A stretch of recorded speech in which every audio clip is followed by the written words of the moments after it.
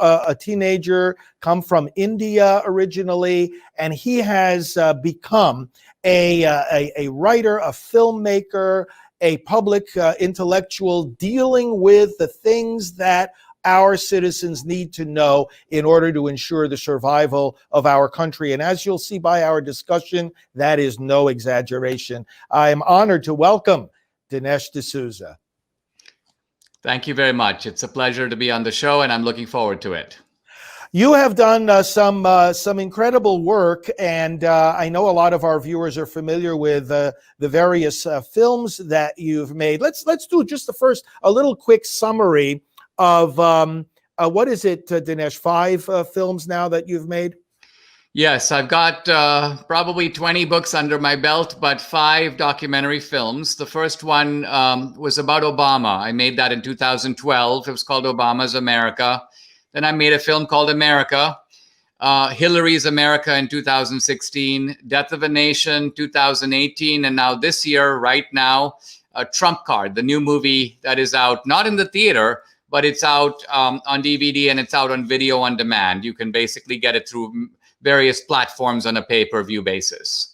We, in our audience, many of them will remember, we talked at great length with our audience about both the book and the film, Death of America, especially during our recent midterm elections. And I just recently obtained and watched Trump Card. So I want to talk about these.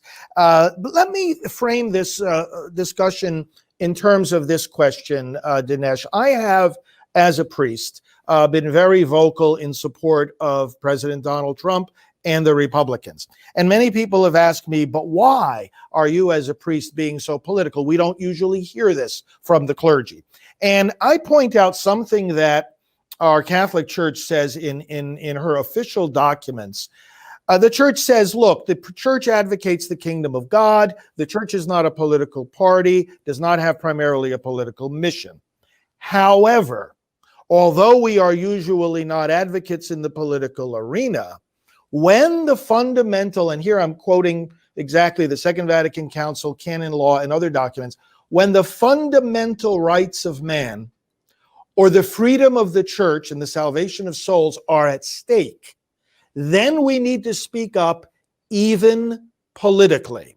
And the argument I've been making is that this election, and not necessarily excluding some of our recent elections either, but this election is not any kind of a normal choice between, let's say, different ideas about how to get to the same goal or different plans about how to implement the same principles. We're talking about a choice between 2 very different goals and 2 very different sets of principles. And as I read and listen to what you have presented to the public, am I hearing very much the same message?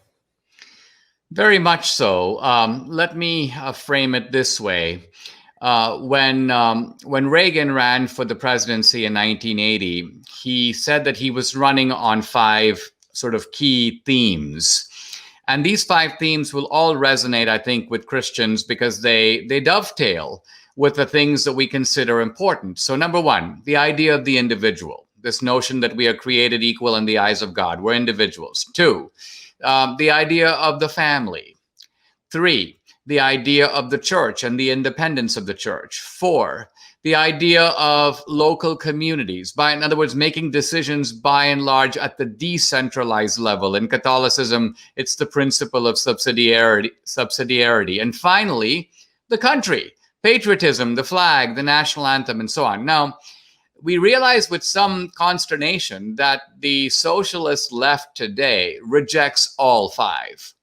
They reject the idea of the uniqueness of the individual. Now that bears upon the pro-life issue, but it also bears upon the idea that they don't like this notion of the individual rising up by your bootstraps, improving your circumstances, being the architect of your own destiny. They think all that's an illusion. 2, they don't like the family. It's too patriarchal, it's oppressive. 3, they don't like the church. They will impose differential restrictions on the church that they won't impose, for example, on a political protest. 4, they don't like local self-government. And 5, they don't like the national anthem. They don't like the flag. They're rewriting the history of the country to make it one series of uninterrupted crimes against minorities. So you see here how you can almost call it the common fabric of American life, the kind of moral grounding of our national experience, at least as Reagan summarized it, as I identify with it as an immigrant. This is being flatly rejected by really an alien philosophy that's failed all over the world. It's the most discredited idea since slavery. And yet, wow, here it is back in the mainstream of American politics. And that's what's on the ballot in November. You know, in Death of a Nation, you took a very historical approach looking at the Democrat Party and its origins and in where it got so many of its ideas and policies. And in Trump Card, you're really taking a look at the present and this current battle that is going on and the forces that President Trump has had to deal with over these last almost 4 years.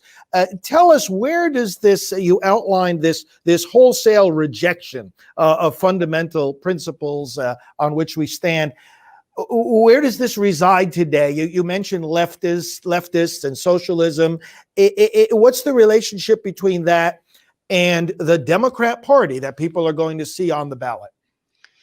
The Democratic Party is a progressive party, and progressivism is an ideology that developed in the early part. Well, it goes back to the late 19th century, but in the early 20th century, you had three philosophies that came to the forefront, and they were sort of cousins.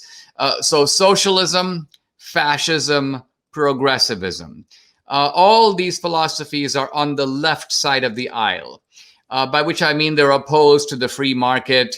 They are philosophies of the strong centralized state.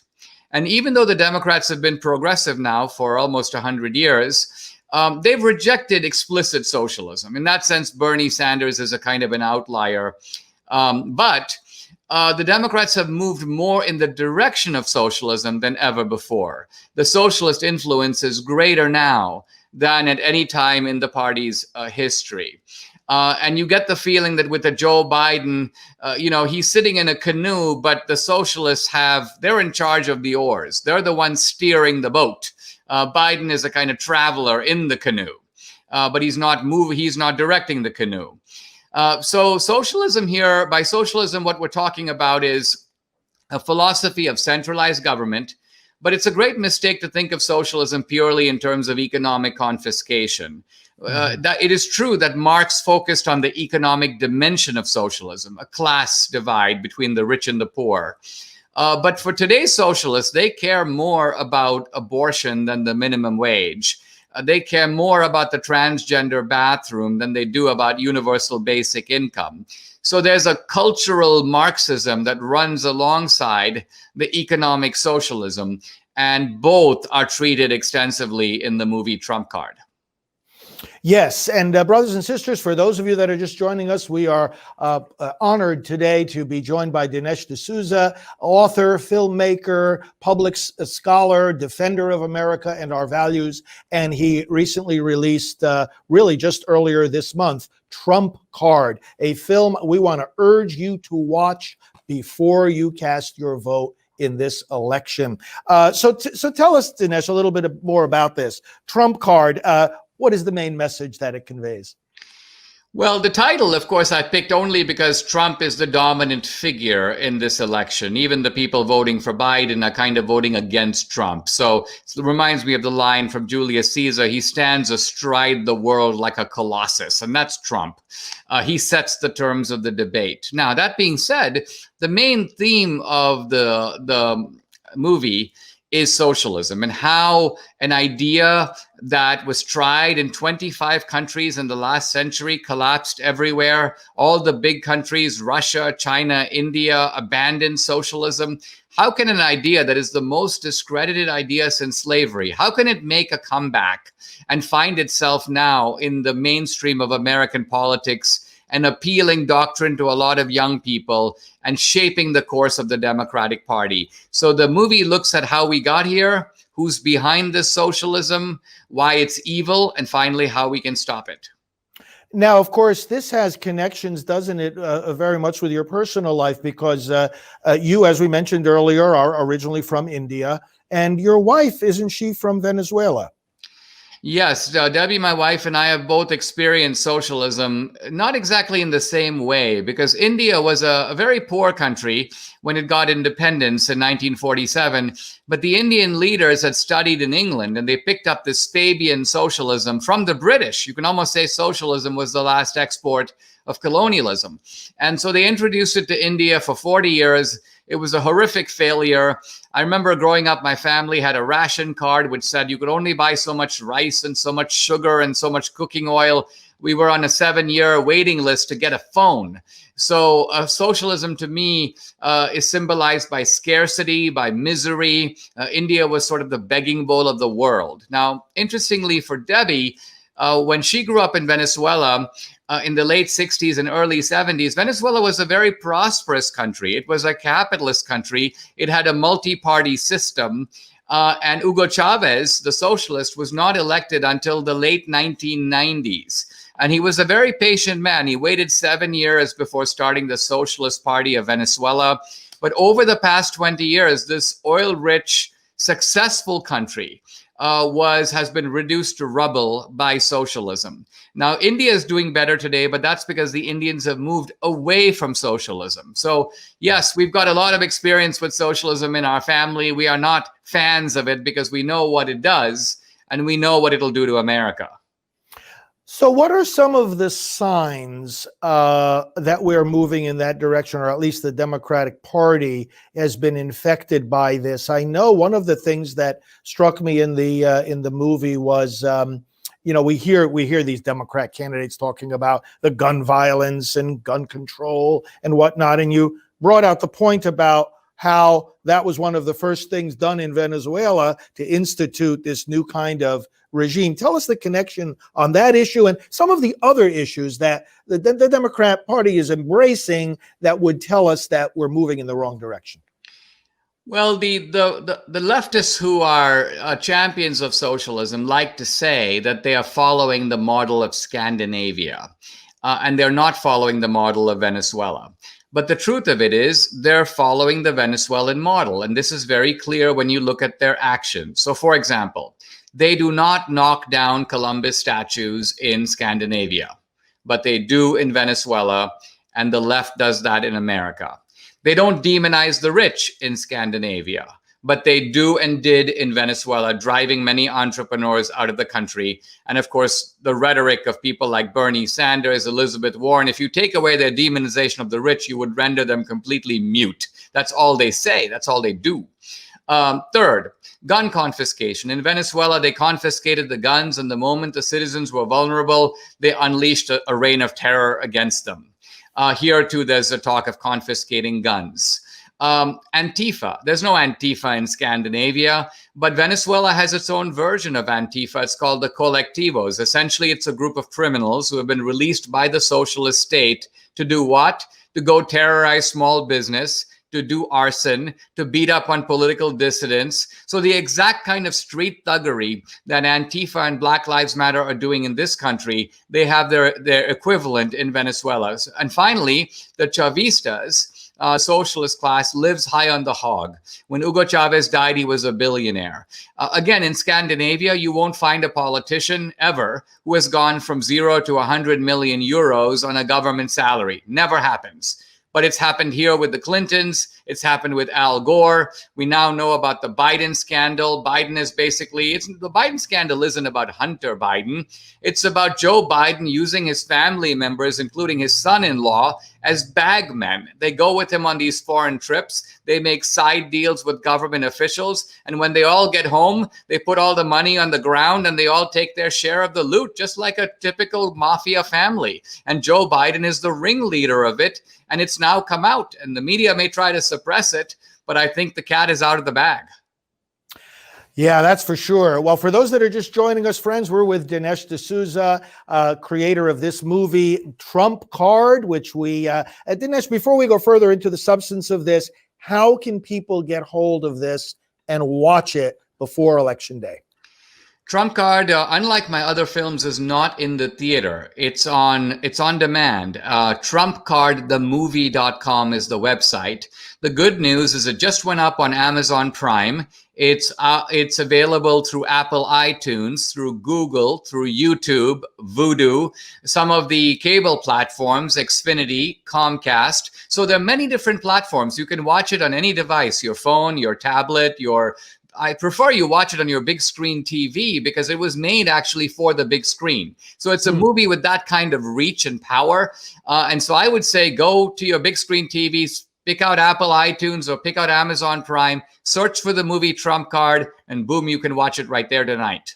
And I'll say to our friends that are watching, when you sit down to watch this, be ready to be like a sponge, okay, that is going to be put under a waterfall because the information, the insights, Dinesh, the interviews, the style of this is very fascinating because you're making your points, you're developing your points, but then you're going from one fascinating interview to the next with all these different people. And before we get into some of those specific interviews, I want to touch on a very touching moment. I think it's at the beginning of the movie, if I recall, when you're getting a phone call from President Donald Trump.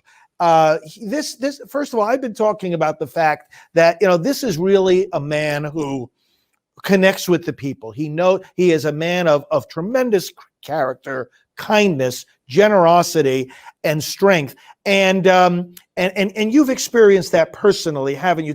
Bring us to that moment and tell us a little bit about, your own personal connection with Donald Trump.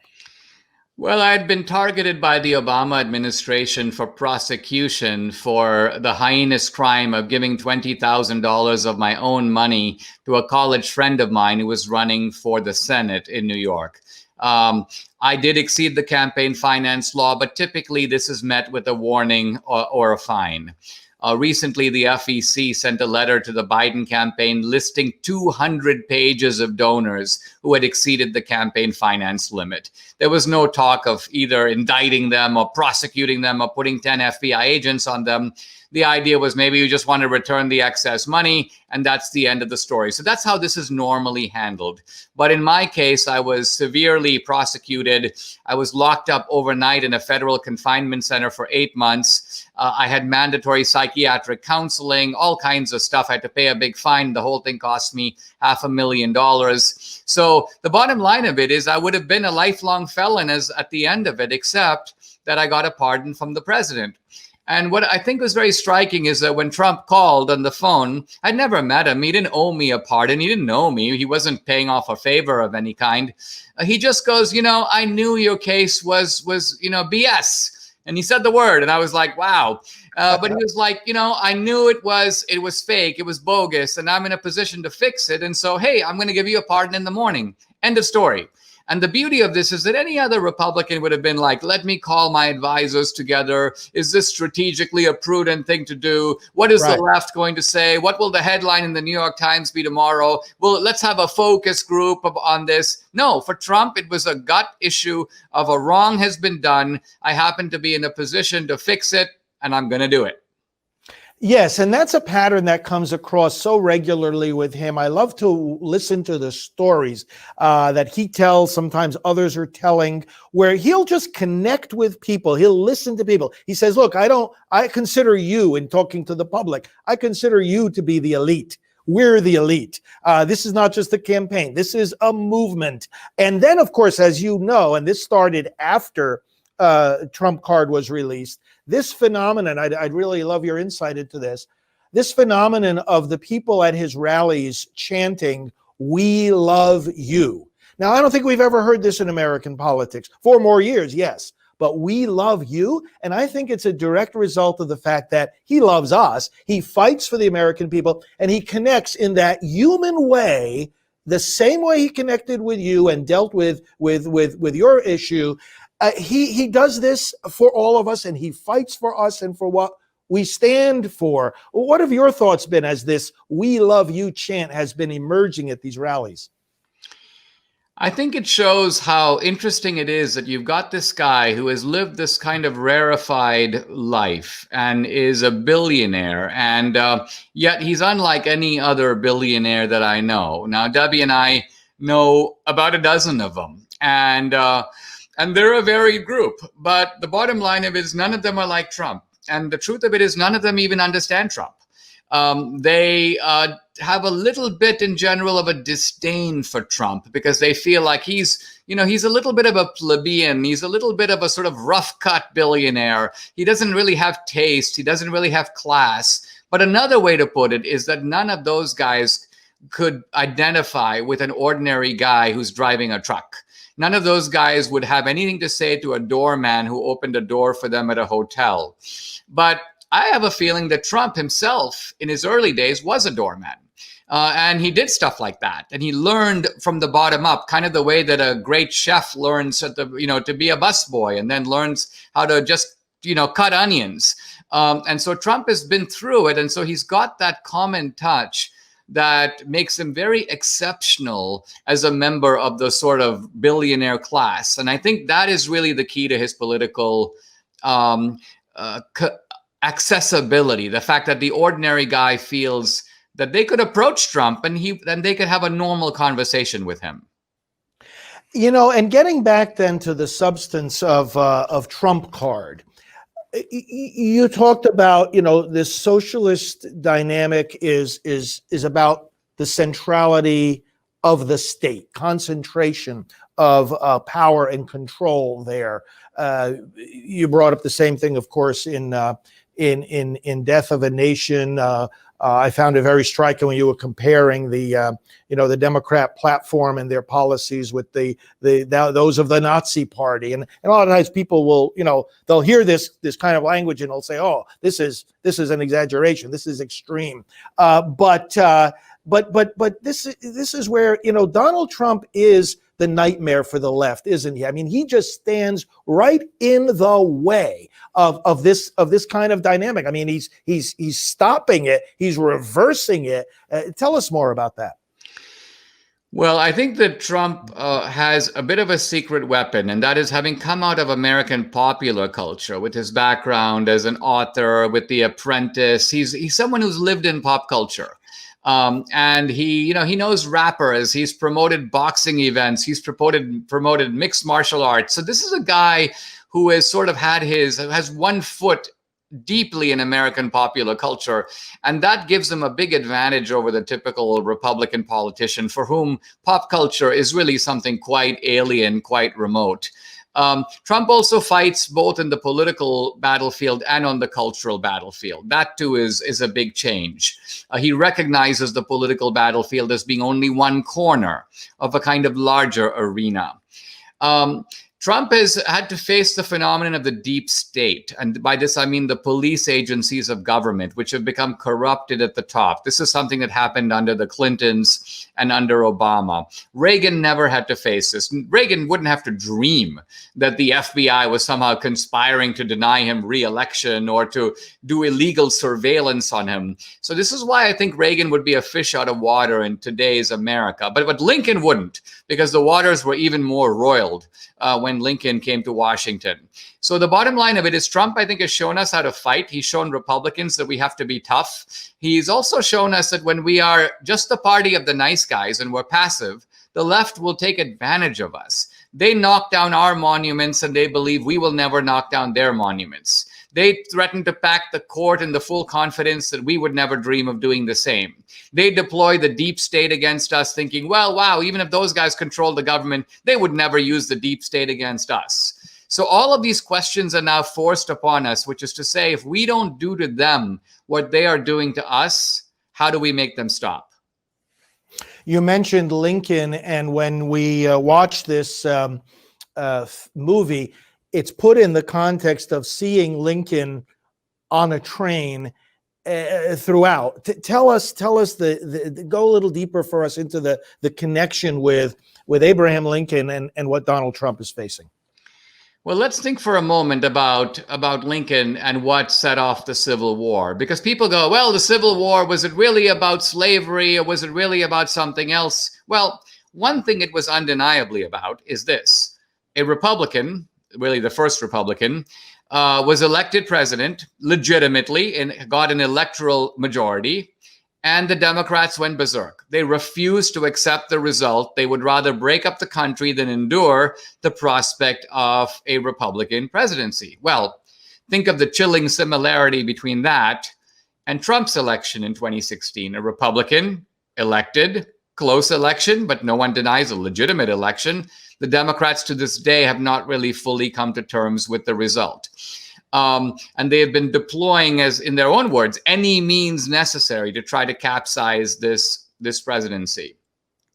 Lincoln, in 1863, the Union Army for the first time began to deploy black soldiers. And the Confederates were so outraged that they issued an edict that any black soldier captured by the Confederacy would be shot.